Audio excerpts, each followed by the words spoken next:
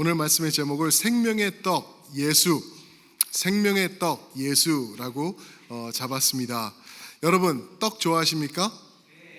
좋아하세요? 어떤 떡이 제일 좋으세요? 저는 제가 먹어본 떡들 중에서 인절미, 절편, 꿀떡, 개떡 이런 떡들 너무 좋아해요. 그 쑥떡, 얼마 전에도 우리 한 분이 만들어 주셔가지고 아주 맛있게 먹었는데 떡들이 종류가 굉장히 많더라고요. 그죠? 하다못해 가래떡도 있어요. 가래떡이래요. 왜 가래떡인지 모르겠어요. 조심스러워요. 그런데 한국 그 발표를 보니까 한국의 떡 종류가 200가지가 넘는데요. 떡이 200가지가 넘는데요. 그렇게 많은 떡들 중에서 떡 중에 떡은 뭐니 해도 누가 뭐라 그래도 생명의 떡 예수님이십니다. 아멘, 아멘. 조금 이상한데 제가 이렇게 말씀드리는 이유가 있어요. 왜 그러냐면은 떡은 어떤 음식이죠? 떡은 대체적으로 보고 또 우리 한국의 그 역사를 조금 아시는 분들은 바로 아실 거예요. 그냥 간식이 떡이 아니죠. 떡은 특별한 음식이었어요. 아주 귀한 음식이죠. 그래서 추석, 그죠? 그리고 풍년이 일어날 때, 풍년이 있을 때, 그리고 잔치가 있을 때 먹는 떡이 먹는 게 떡 아닌가요? 그래서 아주 특별한 일이 있을 때 우리가 그런 발언도 하죠. 이게 웬 떡이냐? 그렇죠. 어렸을 때 그런 말 썼던 것 같아요. 먹을 것뿐만이 아니라 좋은 일이 있으면은 이게 웬 떡? 그죠? 그리고 하다못해 안 좋은 일이 있으면 에이 개떡 같아. 이런 표현도 쓰기도 하고 그런 모습들이 많이 있어요. 그런데 여러분, 오늘 말씀을 보시면은 예수님이 생명의 떡이다라고 35절에도 말씀을 하시거든요. 이거를 어떻게 우리가 이해를 해야 하냐 하면은 잘 이해해야 돼요. 무슨 말이냐면은 여기서 말하고 있는 떡, 예수님은 생명의 떡이라고 할 때 아마 한국 사람들에게는 잘 와닿지 않는 표현일 거예요. 떡, 특별한 풍년 때, 잔치가 있을 때, 좋은 경사가 났을 때 먹는 떡. 요즘은 다를 수도 있어요. 그냥 간식으로 먹고 싶으면 마켓 가서 이렇게 한두 개 사 먹는 그런 떡이 그런 게 아니라 생명의 떡이라고 번역된 단어는 알토스라는 단어더라고요. 이 알토스라는 단어는 영어로는 bread of life, bread, 빵으로 번역이 됐어요. 그게 정확해요. 빵이 뭐죠? 밀가루, 가장 흔한 거죠. 가장 싼 거죠. 거기다가 물을 넣고 반죽을 해서 구워내는 게 빵이에요. 평상시 항상 접할 수 있는 것, 떡이 아니에요. 떡은 잔치 때 특별한 날에 먹는 떡, 그게 아니라 날마다 먹는 것을 알토스라고 해요. 매일 먹는 것. 그래서 우리말로 번역을 한다고 하면은 생명의 밥이신 예수, 생명의 밥 되신 예수, 이게 더 정확한 표현이 아닐까 그렇게 생각을 해봅니다. 여러분, 예수님이 가르쳐 주신 기도에서 마태복음 6장 11절에 보면은 우리에게 무엇을 주시고 그랬죠? 일용할 양식을 주시고, 그 말이에요. 그 단어가 알토스예요. 일용할 떡을, 스페셜한 떡을, 귀한 떡을 주시고가 아니라 그냥 평범한 일용할 양식, 알토스를 우리에게 주시고 여기에 있는 떡과 동일한 단어라는 것을 우리가 알 수 있습니다. 무슨 말이죠? 이 말은 우리가 예수님을 날마다 맛보아서 경험해가면서 주님과 동행하는 것을 말하고 있는 줄 믿습니다. 예수님은 특별한 날에 일주일 내내 까먹고 있다가 주일날 와가서 잠깐 맛보는 분, 이분이 아니라 나와 항상 동행하는 분, 내가 날마다 경험하는 분, 이분 없이는 내가 하루도 살 수 없는 분이라는 것을 우리에게 말해주고 있는 것이죠. 그래서 시편 34편 8절에 보시면 유명한 말씀이 있죠. 여호와를 맛보아 어떻게 알아? 알지어다. 여호와를 맛보아 알지어다. 여기서 이 시간적으로는 보면은 여호와를 계속해서 맛보아 알지어다. 쉬지 말고 여호와를 맛보라, 먹으라는 것을 표현해주고 있습니다. Taste, keep on tasting and seeing that the Lord is good. 이렇게 번역하면 정확할 것 같아요. 여러분, 그렇게 예수님 만나고 계십니까? 매일 주님과 동행하고 계시나요? 아멘? 그렇게 하셔야 돼요. 일주일에 밥 몇 끼 드시나요?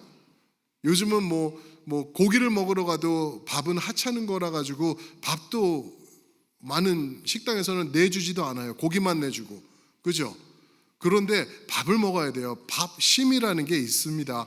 한국 사람들은 밥심이 있어요. 밥을 먹어야 돼요.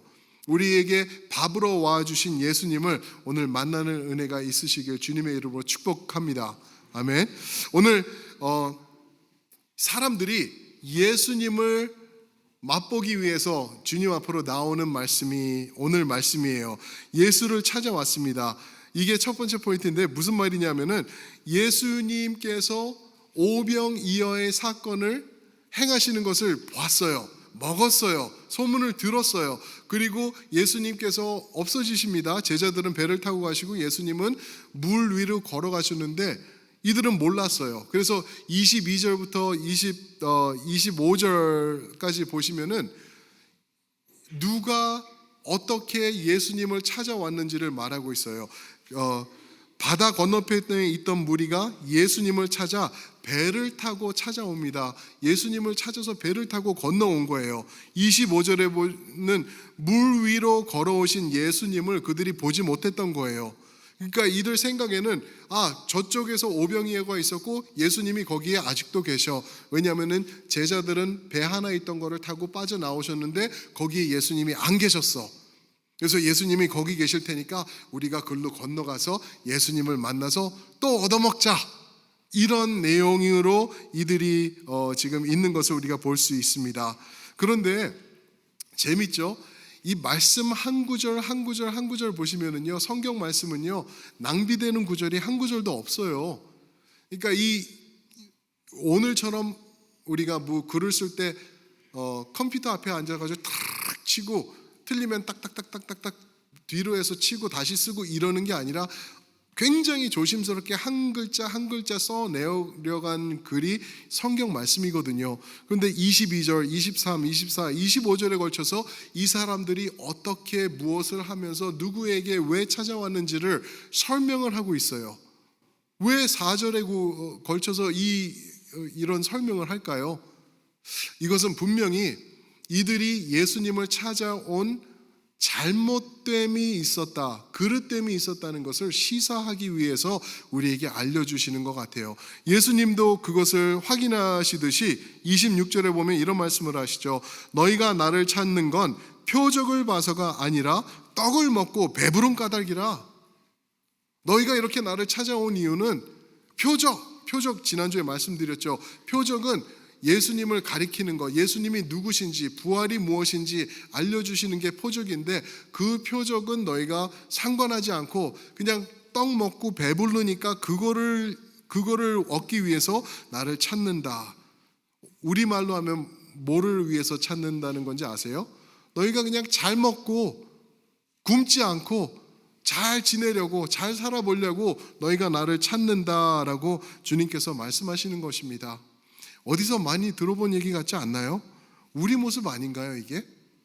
저를 비롯해서 여러분들 우리가 예수님을 찾는 이유에는 이런 모습이 아마 비슷비슷하게 다른 이유를 위해서일 수는 있겠지만 거의 비슷하게 이런 모습이 우리 모두에게 있을 거라는 거죠.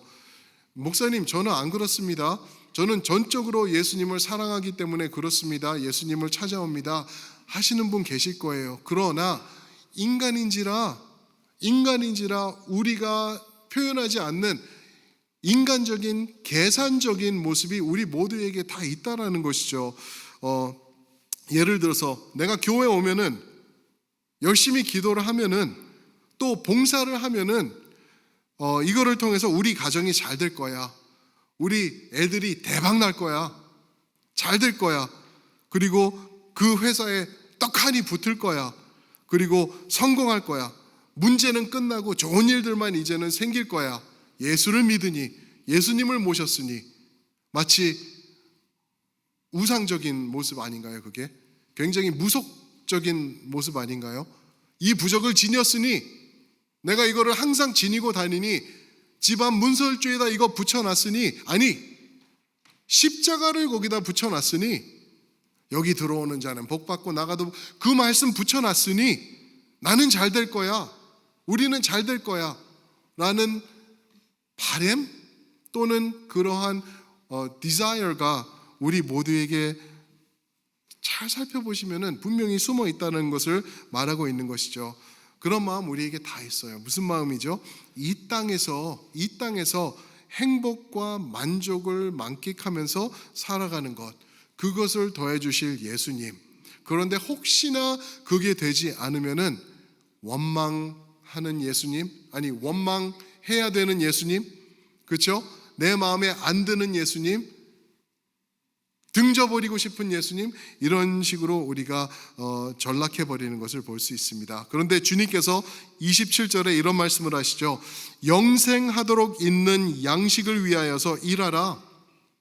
영생하기 위하여 있는 양식을 위하여, 여기서 말하는 양식이 그 떡이라는 똑같은 단어입니다. 영생하도록 있는 양식을 위하여 일하라. 인자가 너희에게 주리라. 이게 무슨 말인지 아세요?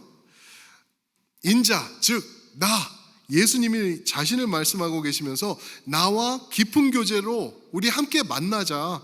나를 만날 때 너는 영생하는 그 기쁨을 알게 될 거야. 영생 얻을 거야. 오직 나에게서 영생이 나아갈 거야 라는 것을 주님께서 말씀하고 계십니다. 그런데 문제는요, 이 사람들이 그것을 깨닫지를 못하네요. 깨닫지를 않고 있어요. 왜요? 결국 이 사람들이 원하던 예수님은 영생 주는 그런 거 뭐 당장 필요 없는 거예요. 지금 당장 배부르고 우리 밥 먹여주고 계속 우리 책임져 주는, 이 사람 때문에 일도 안 해도 되고 그냥 편안한 인생을 살 수 있는 그런 예수를 원했던 거예요. 그래서 지난주 말씀을 보면은 왕을 삼으려고 했다, 예수님을, 그런 표현이 거기 있는 것이죠. 근데 그래서 이 사람들이 하는 말이 하나님의 일이 도대체 뭡니까? 라고 질문을 합니다. 이게 두 번째 포인트인데요. 하나님의 일, the work of God. 28절에 이들이 예수님께 질문합니다. 우리가 어떻게 하여야 하나님의 일을 하오리이까? 어떻게 해야지 하나님의 일을 하오리이까? 좀 뜬금없는 질문 같기도 하는데 이게 무슨 말이냐면 이 뜻입니다. 주여, 뭘 더 하라는 말입니까? 뭐를 더 해야지 우리가 되는 건가요? 우리는 이미 많이 하고 있습니다. 잘하고 있습니다. 이러면서 이들 생각에는 무엇이 들어있었냐면은 율법이 들어있었어요. 하나님의 율법, 말씀에 드러난 율법, 율법을 따라 안 하고 안 먹고 억지로 하며 하는 이 모든 것들을 가지고 있었던 거예요. 그러면서 주여, 뭘 더 하오리까? 하나님의 일이 뭔데? 그 율법 우리가 지키고 그대로 살고 있는데 뭘 더 하라고 우리에게 이렇게 말씀하십니까? 라고 말하고 있는 것입니다. 이 모습 또한 우리의 모습 아닐까요? 우리의 모습도 이런 거에 있지 않나요? 우리가 열심히 하고 오늘 같은 날은 예배 끝나면 밥 맛있게 먹고 뭐 하죠? 뭐요? 보통 청소 아니에요. 대청소예요. 대청소하는 거예요. 정교인 봄맞이 대청소래요. 우리가 이런 대청소까지도 하고 이렇게 열심히 하고 있는데 뭘 더 이상 원하나요? 하나님, 이 정도 하면 하나님 잘하고 있는 거 아닌가요? 이렇게 말하고 있는 것이죠. 우리가 그런 모습 우리에게도 있다라는 거예요. 그래서 주님께서 여기다 29절에 이렇게 답을 하시죠. 하나님 보내신 일을 믿는 것이 하나님의 일이다. 너희가 하나님의 일이라고 지키는 그 율법, 행위, 네가 행동으로 옮기는 것, 이게 하나님의 일이 아니라 하나님이 보내신 일을 믿는 것. 그게 누구죠? 예수님이세요. 예수를 믿는 것이 하나님의 일이다라고 말하고 있는 것입니다. 무슨 말씀이시죠? 기존에 너희가 알고 있던 율법을 잘 지키고 고행하고 힘들어하고 주님 앞에 봉사하고 이렇게 목매이고 힘들어하는 것을 하면은 구원받을 거야 라는 그 그릇된 모습, 이제는 끝. 이제는 예수 안에서 새로운 영생이 우리에게 주어진다라고 주님께서 말씀하고 계시는 것입니다. 사랑하는 성도 여러분, 그런 예수님 믿으십니까? 아멘. 그런 예수님 믿으셔야 돼요. 여러분들이 지금 아멘 하고 외치실 수 있는 것은 하나님의 일이 여러분에게 임하였기 때문에, 여러분들이 예수님을 믿는다고 고백할 수 있는 것은 하나님이 여러분 삶에서 역사하셨기 때문에, 또 하시고 계시고 끝까지 이루어 나가실 것이기 때문인 줄 믿습니다. 그래서 우리는 안심할 수 있는 거예요. 여러분들과 제가 누리는 이 구원은 정말 하나님에게 달린 것이에요. 전적으로 100%. 그래서 우리 만약에 김성수 목사가 진짜 이 구원이라는 것을 붙잡고 있으라 그러잖아요. 저는요, 조금 있으면은 손에 땀이 나고, 조금 있으면은 쥐가 나고, 조금 있으면은 더 좋은 거 잡고 싶은 게 생겨가지고 분명히 놓치게 될 거라는 거죠. 그런데 그게 아니더라고요. 이 구원은 하나님께서 내 안에 심어주셨고 하나님의 의지로 끌고 가시는 것인 줄 믿습니다. 그 안에서 우리는 어떨까요? 자유할 수 있는 거예요. 하나님 정말 감사합니다. 하나님이 1부터 100까지 다 하시네요. 그래서 우리는 행복을 누리며 감사를 누리며 하나님 앞에 찬양과 경배 올려드리는 게, 그게 성도의 모습이라는 것입니다. 요한복음 오늘 말씀이죠. 6장 44절 한번 보시면은 이런 말씀이 있죠. 나를 보내신 아버지께서 이끌지 아니하시면 아무도 내게 올 수 없으니 오는 그를 내가 마지막 날에 다시 살리리라 라고 말씀하십니다. 오는 그를 내가 살리리라. 하나부터 10까지 하나님께서 다 이루어 나가시고 계시는 것을 우리에게 말씀해 주고 계시는 것입니다. 그러면서 예수님께서 이제 이게 어떻게 가능한지, 이런 구원이 어떻게 우리에게 임하게 되는지 그것을 설명해 주시는데, 이게 세 번째입니다. 생명의 떡입니다. 생명의 떡, the bread of life. 사람들이 이 말씀을 예수님에게 들었어요. 내가 영생의 떡이다. 나를 먹어라. 그게 하나님의 일이다. 나를 붙잡고 나와 교제하고 나를 떠나지 마. 매일매일 먹는 밥같이 나와 함께 지내. 그러면은 돼. 그게 구원이야. 구원을 내가 이룰 거야 라고 말씀하시는데, 이 사람들이 못 믿어 하는 거예요. 그래서 뭐라 그러죠? 30절 보시면은 표적을 보여달래요. 주여 증거를 대소서. 당신이 그런 생명의 떡인 증거를 대시고 우리에게 보여주소서. 그러면서 무슨 말을 하죠? 구약의 모세 이야기를 합니다. 모세는 우리 조상들을 그 광야에서 하늘로부터 떡을 내려서 먹게 했습니다. 그런 말을 하니까 예수님이 마치 너 말은 똑바로 하자라는 식으로 뭐라고 말씀하시죠? 36절, 35절, 아니 그 다음에 보시면은요, 예수님께서 하시는 말씀이 모세가 너희에게 먹인 것이 아니라 하나님께서 너희에게 생명의 떡을 내려서 먹게 해주신 것이다. 그게 정확한 거야 라고 말씀하십니다. 그러면서 35절에서 당신이 말씀하시는 게 내가 바로 그 생명의 떡이다. 내가 그 생명의 떡이야. 광야에서 40년 동안 그들이 먹었던 떡은 바로 나를 가리키는 거야. 그게 나야. 그게 표적이고 그 표적은 바로 나를 지목하고 있는 것이다 라고 주님께서 이렇게 말씀하시는 것입니다. 그러나 그런 말씀을 들은 이 사람들이 그러세요? 이제 이해가 됐습니다. 주님 믿습니다. 내가 계속 주님 앞에 나왔고 이런 말씀을 들으니까 내가 이제 알겠습니다. 주님을 믿습니다 라고 하지 않았습니다. 36절 보시면은 보고도 안 믿는다는 것. 이들이 주님을 보고도 주님 앞에서 이 생명의 말씀, 이 구약의 말씀과 이 모든 것을 연결하면서 정확한 진리를 말씀해 주시는데 눈으로 보고도 믿지 않았대요. 누구든지 여러분들에게 나한테 보여줘봐. 내가 예수 믿을게. 내 앞에 나와보라 그래. 내가 그럼 그거 보고 믿을게. 아니요. 본다고 믿지 않아요. 믿는 것은 전적인 하나님의 일, 하나님이 이끄시는 분들이 믿게 되는 줄 믿습니다. 아멘. 그래서 우리는 예수님을 자꾸 선포하는 거예요. 예수님을 나누는 거예요. 우리 이웃들에게 가서 예수님을 믿어보라고, 예수님 앞에 나오라고 계속 얘기하는 게 정답을 주고 있는 거예요. 눈에 나타나면 믿겠다, 내 눈에 보이고 내가 만져주면 믿겠다, 절대 그런 일은 없다라는 것, 이거를 우리에게 말씀하고 계십니다. 사랑하는 성도 여러분, 이 모습 또한 우리의 모습 아닌가요? 근데 우리가 예수님을 못 믿어 하지 않나요? 분명히 믿어요. 여러분들 여기 아마 대다수 분들이 믿으실 거예요. 그런데 못 믿어 하는 모습 우리 모두에게도 있어요. 우리 모두에게 있어가지고 조금만 일이 뒤틀리거나 힘들어지거나 어려워지면은 당장 못 믿어해요. 에이, 이거 아니었네. 바로 등지고 떠나기도 하고요. 바로 하나님을 욕하기도 하고요. 이런 모습 우리에게 있다라는 것이죠. 혹시 이 자리에 앉아 계시는 성도님들 중에 지금 십수년 교회에 나오시고 계시고 복음 앞에 이렇게 지금 이 소리가 들리고 계시는데 아직도 혹시 예수님을 못 믿어 하시는 분들이 계시는 줄 알아요? 만약에 여러분이 그런 분이라면은 빨리 예수님 앞으로 나오셔야 돼요. 이것보다 중요한 일이 없어요.